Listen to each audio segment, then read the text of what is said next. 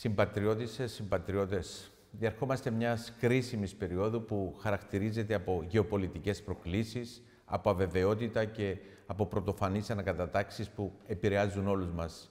Η πανδημία του κορονοϊού, ο πόλεμος στην Ουκρανία και η νέα ανάφλεξη στην ίδια μας την γειτονιά αποδεικνύουν πόσο ευμετάβλητος είναι ο κόσμος και ταυτόχρονα υπογραμμίζουν την ανάγκη για ισχυρά αντανακλαστικά από πλευράς κρατών για αποτελεσματική αντιμετώπιση των πολυεπίπεδων κρίσεων.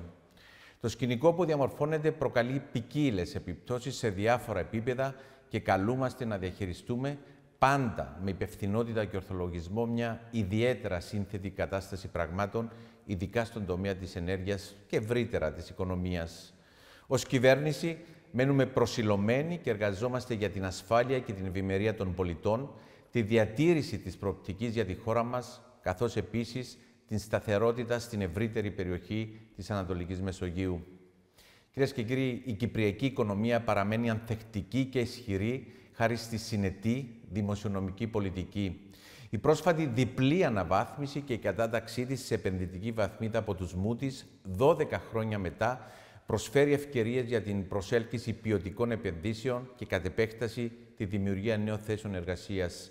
Με δεδομένη την προσήλωσή μας στην διασφάλιση συνθηκών οικονομικής ανάπτυξης, θέλω να επαναλάβω ότι για την κυβέρνηση η δημοσιονομική υπευθυνότητα, ο υγιής χρηματοπιστωτικός τομέας και οι διαρκείς και τολμηρές μεταρρυθμίσεις καθορίζουν το πλαίσιο των αποφάσεων που λαμβάνουμε.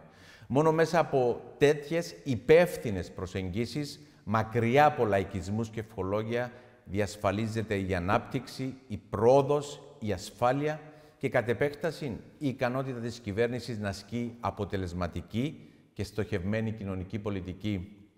Φίλες και φίλοι, γνωρίζω πάρα πολύ καλά τα προβλήματα και τις προκλήσεις που αντιμετωπίζετε. Γνωρίζω την πίεση που δέχονται τα νοικοκυριά και επιχειρήσεις.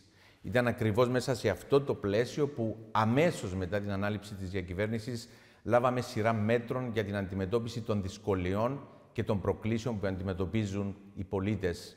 Ενδεικτικά αναφέρω την ανανέωση της συμφωνίας για την ΆΤΑ, την αύξηση των επιδομάτων πρόνοιας, την αύξηση του επιδόματος χαμηλοσυνταξιούχων, τη μείωση της έκτακτης εισφοράς στην άμυνα επί του εισπρακτέου φόρου, την αύξηση του επιδόματος στις πολύτεκνες μάνες, την εφαρμογή του μηδενικού συντελεστή σε αρκετά είδη πρώτης ανάγκης, το σχέδιο Χτίζω και αρκετά άλλα. Σήμερα, αξιολογώντας τα υποδιαμόρφωση δεδομένα, ανακοινώνουμε ένα νέο πακέτο στοχευμένων μέτρων, άμεσων και μεσοπρόθεσμων, για την στήριξη της κυπριακής κοινωνίας.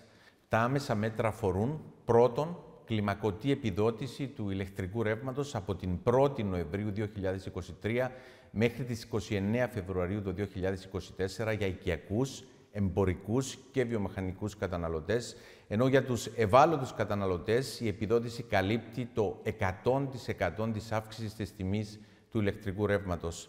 Δεύτερον, μείωση του ειδικού φόρου κατανάλωσης καυσίμων κίνησης κατά 8,33 σεντ το λίτρο για τους μήνες Νοέμβριο του 2023 μέχρι και τον Φεβρουάριο του 2024. 3. Μείωση του φόρου κατανάλωσης στο πετρέλαιο θέρμανσης κατά 6,39 σεντ το λίτρο από τον Δεκέμβριο του 2023 μέχρι και τον Μάρτιο του 2024. 4. Επιδότηση κατά 2% του επιτοκίου των στεγαστικών δανείων που έχουν συναυθεί από την 1η Ιανουαρίου του 2022 μέχρι και την 31η Δεκεμβρίου του 2023 για αγορά και ανέγερση πρώτης κατοικίας για οικογένειες με ετήσιο εισόδημα 50.000 ευρώ. Πέμπτον, μηδενικός συντελεστής ΦΠΑ στο κρέας και τα λαχανικά από την 1η Δεκεμβρίου 2023 μέχρι το τέλος Μαΐου 2024. Έκτον, επιδότηση ενοικίου για λήπτες ελάχιστου ενοικιωμένου εισοδήματος με φάπαξ ποσό 300 ευρώ σε όσους λαμβάνουν επιδότηση ενοικίου ή τόκων στεγαστικού δανείου. Το ποσό αυξάνεται στα 500 ευρώ σε δικαιούχους με σοβαρή αναπηρία. Έβδομον, εφάπαξ ενίσχυση στους λήπτες επιδόματος διακίνησης αναπήρων με ποσό 120 ευρώ. Όγδον, επέκταση του επιδόματος τέκνου για πολύτεκνους, καλύπτοντας τα παιδιά μέχρι την ολοκλήρωση των προπτυχιακών σπουδών τους. Ένατον, αύξηση κατά 5% του επιδόματος τέκνου.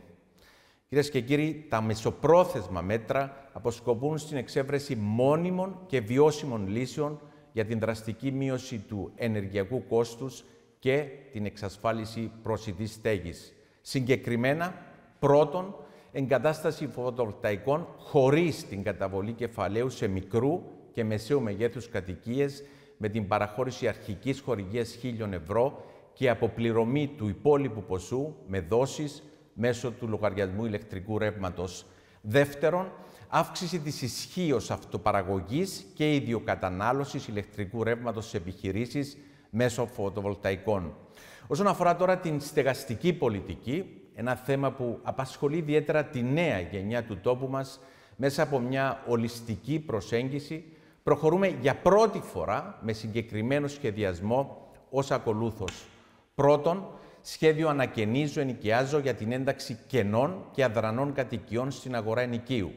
Δεύτερον, ενίσχυση υφιστάμενων πολεοδομικών κινήτρων για ανέγερση οικιστικών μονάδων, μέρος των οποίων θα παραχωρούνται με προσιτό ενίκιο. 3.